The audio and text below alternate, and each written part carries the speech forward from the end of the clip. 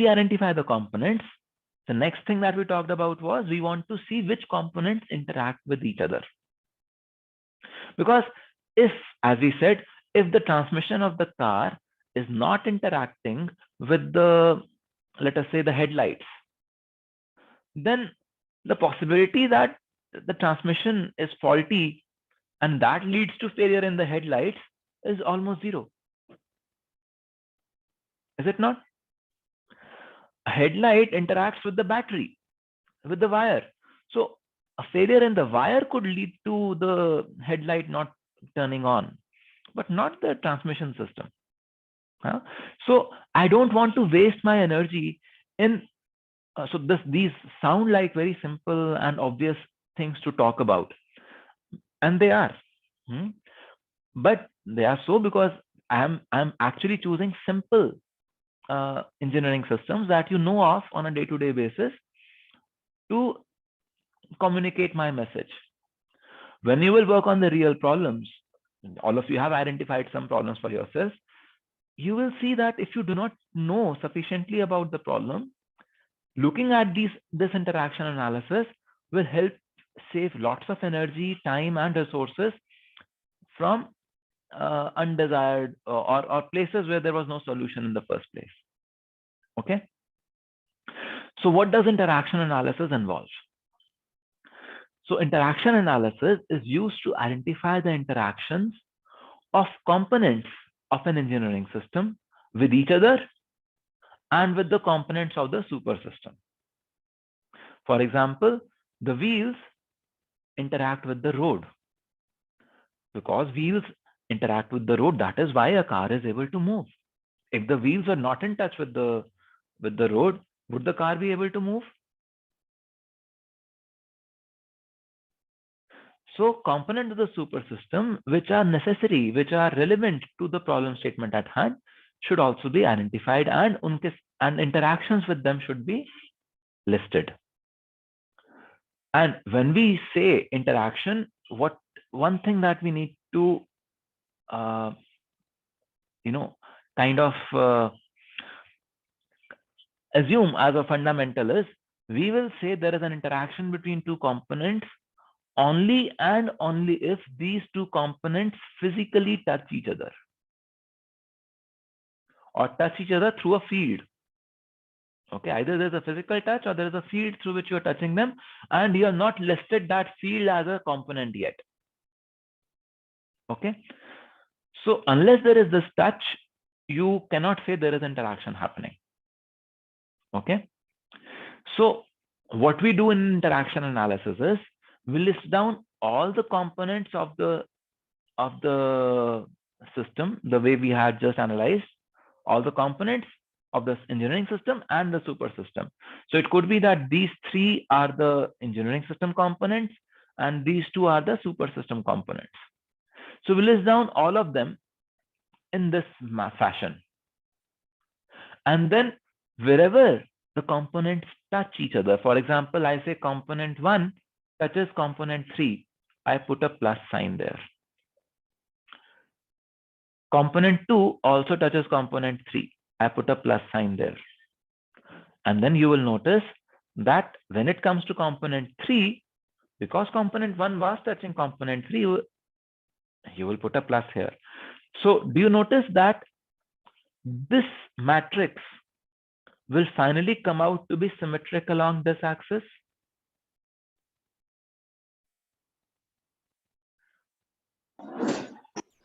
Huh? Because yes, sir. If component A touches component B, then component B is also touching component A. Yes, sir. So this is a sanity check that we do when we do component analysis. If component 1 is not touching component 4, there cannot be any action, there cannot be any function, that is the third stage, between those two components. So this interaction analysis helps us identify all the unique functions or all the functions that there could be in an ecosystem. Wherever there is a minus sign here, we don't even need to analyze if there is a function there. There cannot be. So when I will go to the next stage of modeling, I know that there can at most be, let us say, these 5 interactions are happening. So there could at most be 5 into 2 or 3, as many interactions or functions. These will not contribute to any functions in the engineering system. We'll just look at what the functions are. Okay. But interaction analysis means that there is an interaction, that these two components are touching each other. These plus sign means the two components are touching each other. Okay. So if we look at this paint filling system and do the interaction analysis, you will see that it will appear something like this. The float is touching only the lever. It is the lever that is touching the switch. And lever is touching the tank also. The lever is touching the air also. The lever is not touching anything else. So there is no other plus in this row, the row of the lever. Pick up any component. Let us say barrel. Barrel is not touching the float. It's not touching the lever. It is not touching the switch. It is not touching the motor. But the barrel is touching the pump.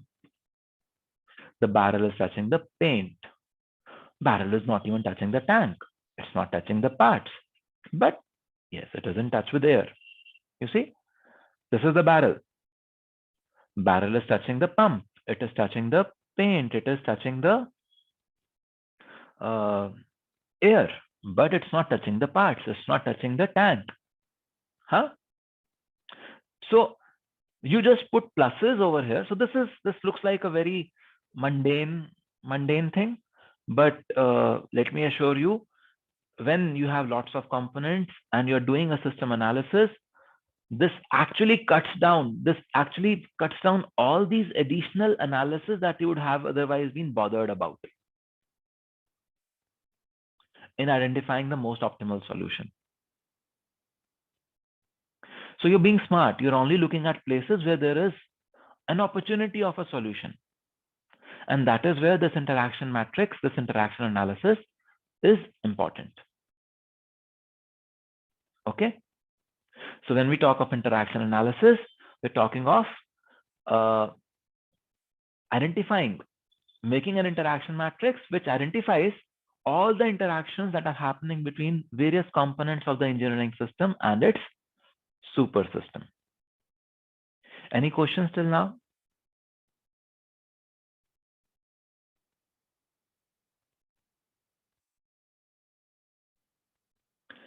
So when you will do, for example, Rajat, you talking about that extra appendix to the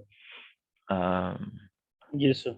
Tooling to part. the tractor, you have to clearly identify what are the components of this. There is a component Yes. of blade. There is a component of the bar on which this blade would be held. So, and then you see what is happening. Or you say, okay, let me improve the existing harvester appendage that already is there. Yes. So you list down the components of that, and you will see, okay, in that the stubble is a super system component. Yes. Huh? That the what do you say, the soil on which the tractor would run is a super system component. Yes. So all those things you can list down as components and super system components. Yes. And then you put a plus there.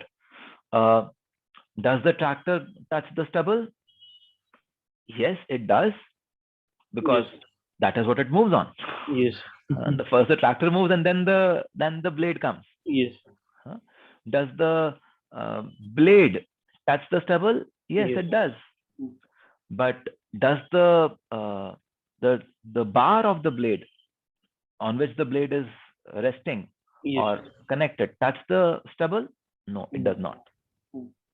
Okay. So you need to do this interaction analysis for the product that you're working on.